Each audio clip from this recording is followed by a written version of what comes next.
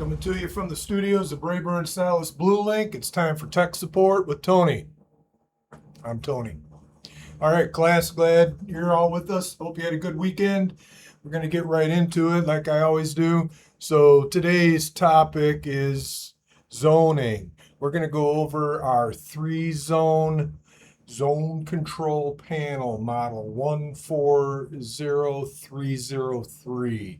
This is a basic 3-zone control panel. We're going to go over setting it up, how to connect your thermostats, how to connect your system equipment, your dampers, how to provision the dip switches to set it up for your system type. We're going to go over all of it. I'm going to answer all your questions on this panel. So we're just going to get right into it. So I got one set up here. Let me wheel it in.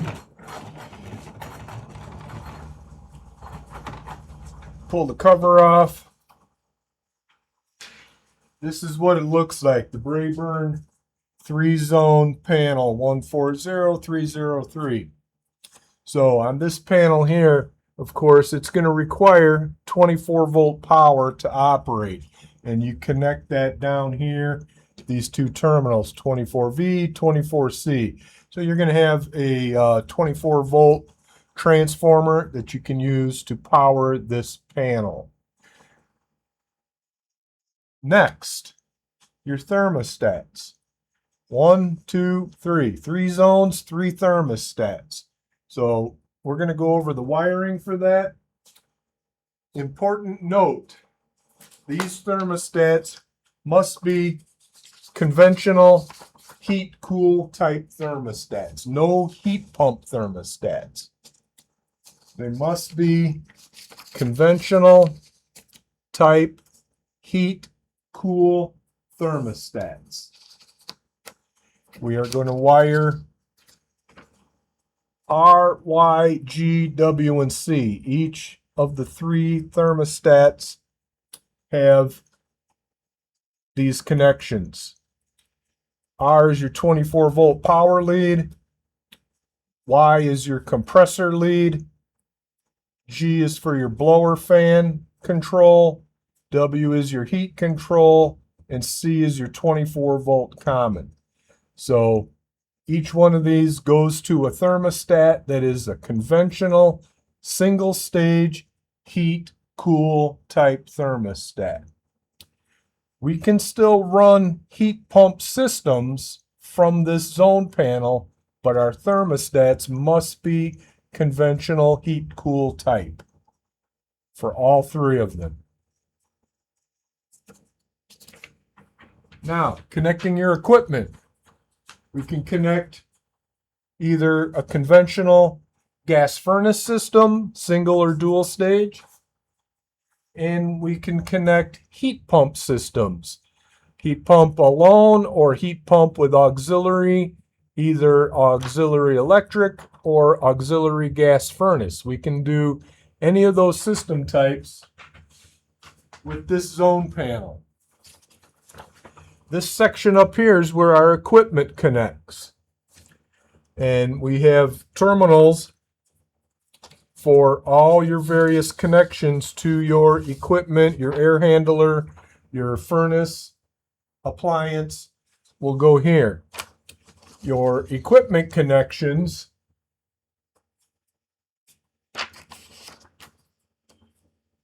RC and RH are the very top 2. And that is going to be your 24-volt power lead coming from your equipment, your air handler or furnace equipment. RC and RH are jumpered together by use of this jumper on the circuit board right here. When that jumper is in place, these 2 terminals are tied together, so you can just place your wire in either of these 2 terminals. If you had a dual transformer system where you have one transformer for the heating system and one for the cooling system, then you would remove this jumper and place that heating and cooling power lead appropriately. for most systems, we just have a single 24-volt power lead coming from the equipment. The next terminal down is going to be Y1, which is your first stage compressor, your first stage air conditioning. If you have a two-stage air conditioner, that would be your first stage lead going to Y1. Y2, second stage compressor connection. So that wire, if you have that coming from your air handler, would go to Y2. Next terminal down is G. This is for first stage blower fan, your G connection from your equipment. G2, second stage fan. If your equipment has that provision for a second stage fan, it would be labeled G2, and that's where you would connect it, to the G2 connection. Coming down again, W1. This is our first stage heat connection. So your lead coming from your furnace, your gas furnace or electric furnace, if that's the case, first stage heat would go to W1. Next terminal down, W2 would be for a second stage heat connection. And lastly, C is our 24-volt common lead coming from our equipment, the power leads from your equipment. This would be how you would connect a conventional gas furnace with straight cool air conditioning, either single stage or two-stage conventional system. If you have a heat pump, the wiring is going to be a little bit different. Your heat pump connections, starting at the top, again, RH and RC is your 24-volt power coming from your air handler. Y1 is going to be your first stage compressor, the first stage of a two-stage compressor system, if you have two-stage. Y2, second stage compressor. G, first stage blower fan. G2, second stage blower fan. The next terminal down is labeled AUX, A-U-X. That's where your auxiliary heat connection goes. So if your auxiliary heat is electric heat strips, resistant heat, we're going to connect that control wire to the AUX terminal. The terminal below that is labeled O/B, and this is where your reversing valve wire goes for your heat pump system. It's going to go to the terminal labeled O/B, reversing valve wire. The last terminal is C, 24-volt common. So you're bringing your 24-volt common from your air handler over here to this equipment. This would be how you would wire for a heat pump system. Next, we're going to look at damper wiring. So, of course, with the zone system, we're opening and closing dampers according to the zones that are calling. These three sections here are for dampers 1, 2, and 3. And each damper connection has 3 terminals: a power open terminal, a 24-volt common, and a power close terminal. This zone board can work with many types of dampers. You may have a damper that's a power open, spring close damper. You could have a power close, spring open damper, or you might have a 3-wire damper that powers open and powers closed. You need to wire your damper according to the type of damper it is. So if it's a damper that when there's no power applied to it and it sits there open, and when you apply power to it, it closes, that's a power close damper. It powers close under power. It closes under power. So you would wire that from common to PC so that it can power close. If the damper is the other way, when you apply power, it opens up, and when you take the power away, it closes by a spring action. That's a power open damper. It would have two leads. You would connect power open and common. Sometimes you have a three-wire damper. A three-wire damper operates power to open and power to close. One of the leads is your power open lead, one lead is your power close lead, and the last one is your common.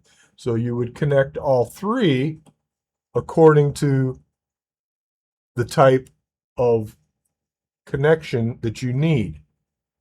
So we can use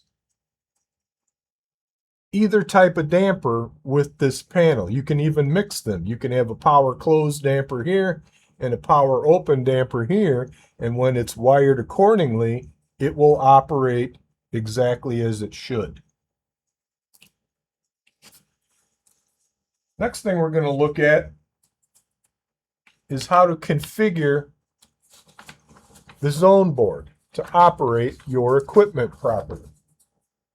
So since we're using only conventional thermostats, we have to somehow tell the zone panel that we're running heat pump equipment so that it knows what to do. There's a series of dip switches here, and we're going to go through them. Your dip switches, the very top one determines if you're using a heat pump system or a non-heat pump system. You would slide the switch either left or right. If you got a conventional gas furnace, that is not a heat pump. You're going to slide your dip switch to the non-HP side. If it is a heat pump, you slide it to the heat pump system. The next one, normal or dual fuel. So if you have a heat pump and you have electric backup heat, then you would do heat pump normal. If you have a heat pump with a gas furnace, then you would do heat pump dual fuel. If you have done heat pump, then you need to select your reversing valve type. It's either an O type or a B type valve. That's something that you need to understand about your equipment to set that switch accordingly. The next switch down determines the fan operation. If you're running a non-heat pump system and you have a gas furnace, you're going to choose gas fan. If you have a non-heat pump system but it's an electric furnace, then you need to set this to electric. If you have a heat pump system, then you're also going to select the electric heat pump side here. The next switch down is labeled OPP 20 or 15. This is an opposite mode timer.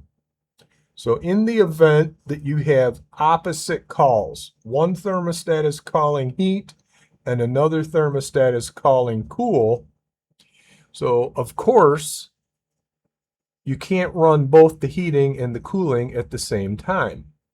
So what happens is the zone panel will listen to or honor the heat call for either 15 or 20 minutes, depending on how you've set that. Let's say we have it set for 15. A heat call coming from that thermostat will be allowed to run for 15 minutes.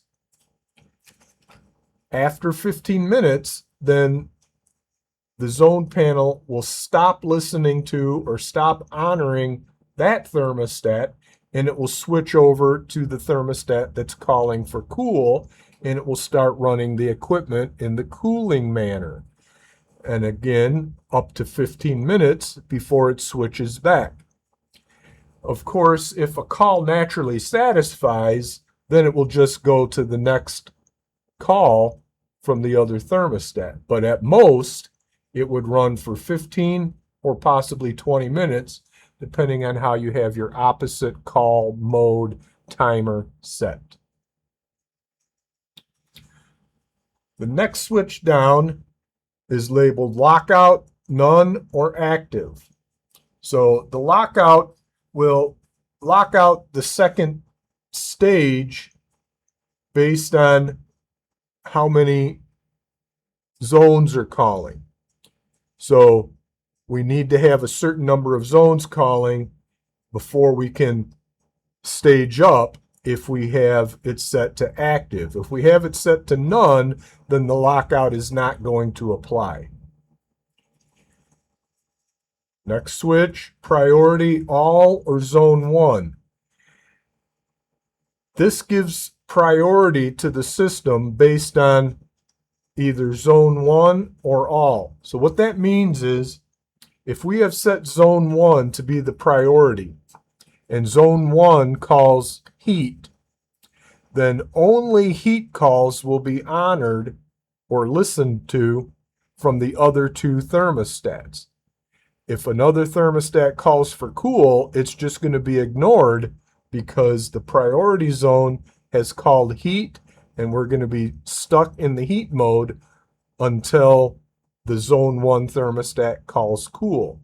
So that gives priority to that zone for the system mode. If we set it to priority all, then that means any thermostat can call heat or cool, and it will be honored subject to your opposite mode call timer. And then finally, your G2, W2 stage up, does it require to activate the G2 fan? Is that based on the number of zones that are calling, or if this panel has staged up? So you have choices from zones, or we need at least 2 stages before we energize the G2 fan. This is how our dip switches work.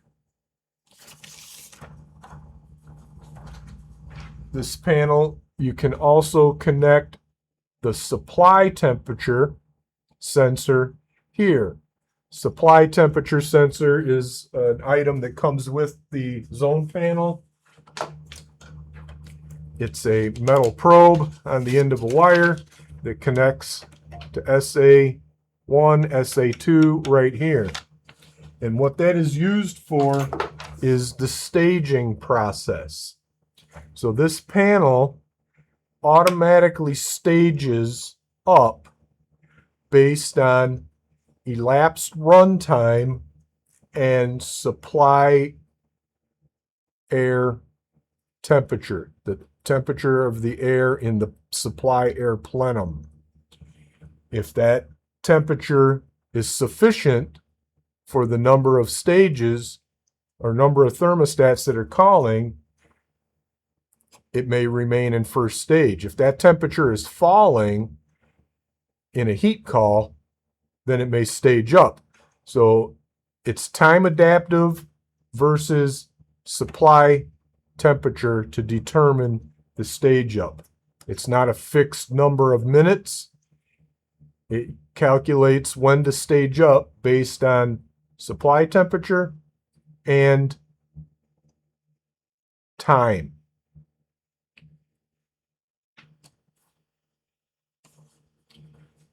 Down here is your emergency heat switch. This allows you to put the panel into an emergency mode. So for heat pump systems, if you put this into emergency heat, then what that does is it locks out the compressor and only allows your secondary heat source to run, whether that's electric heat strips or a gas furnace, which you may have connected and indicated in your dip switches. Emergency heat switch right here. Locks out the compressor, only runs your auxiliary or secondary heat source whenever there's a heat call. Doesn't affect your cooling mode because obviously that's emergency heat. So that's a basic overview of this 3-zone panel. I hope that helps clear up some things. Anytime you want to call in with additional questions, call the support lines. You'll see the phone number in the video description. Be glad to help you out. Thanks for coming to class.